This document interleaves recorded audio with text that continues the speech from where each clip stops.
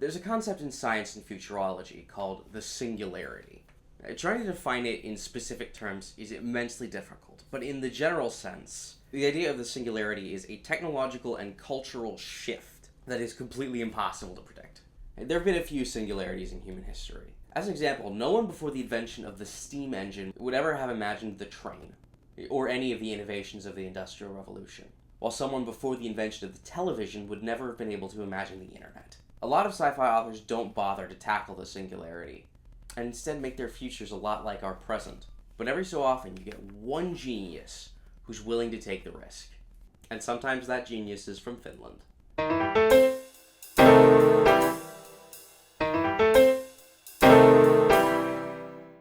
Hi everyone, welcome to the Book Cafe, where we review books, talk fantasy, and interview industry professionals. If you're a first-time viewer, I invite you to subscribe. And if you've been here before, welcome back. Today we're going to be talking about a very ambitious book, Hannu Rajaniemi's The Quantum Thief. It's set in a post-human future, in which digitizing and editing the human mind is not only possible, it's habitual. The inner solar system is controlled by a digital hive mind that wants to assimilate the entire human species into their collective, while the outer solar system is controlled by basically the mafia. In the middle of this, we meet Jean Le Flambeur, a gentleman thief and the most notorious criminal in the solar system. His mind has been removed from his body and he's been imprisoned inside a digital labyrinth, although it's never specified which of his crimes he got caught for. The outer solar system mafia arranges to spring him from prison because they need him to steal something. But in order to fulfill their request, first he has to go to Mars and reclaim the memories he hid there. The Quantum Thief is an extreme variety of confusing.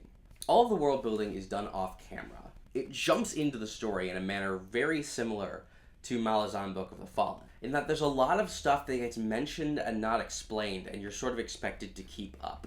There's future slang and technical terms that are plot important and never explained, and you just sort of have to figure them out from context. But the big problem is that it's a completely unfamiliar context. The Quantum Thief is post-singularity, so there's a bunch of things that a reader will not have any reference for.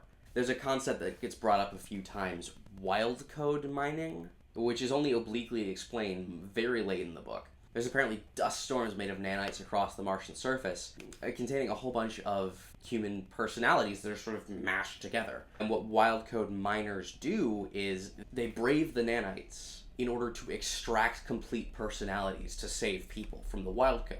Martian culture is extremely strange when compared to any modern culture.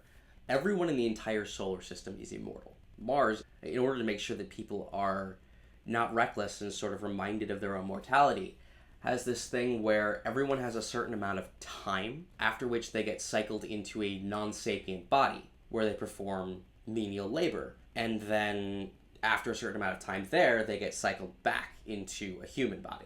On Mars, time is literally money. How much time you have left as a human is your net worth. You pay with time, you get paid with time, and so literally everyone constantly has their memories being moved around, which is the perfect setup for a covert surveillance state. In terms of voice, The Quantum Thief is very well written.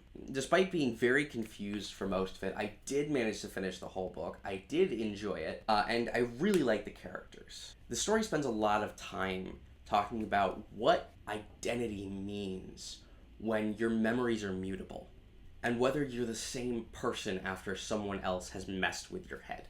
It's a very thought-provoking book, but it's also very unforgiving. You have to be very smart in order to keep up. The factions are never properly explained. The technology is difficult to wrap your head around at best, and trying to keep track of Le Flambeur's plan is kind of weird because you don't know what resources he has available. It's hard to be impressed with his cleverness when he does something using technology you've never seen before. It feels a bit more like a Deus Ex Machina. Overall, I would give The Quantum Thief by it used. While I did enjoy it, I barely understood it. This is not a bubblegum book. This is not an easy read. It's fun, it's interesting, but it requires significant amounts of brain power to get through. Have you read The Quantum Thief? Do you disagree with me? Let me know in the comments. If you enjoyed this video, be sure to show it by clicking the like button here on the dragon to subscribe, or here for more videos like this from the Book Cafe. I will see everyone on Sunday, and until then, read good fantasy.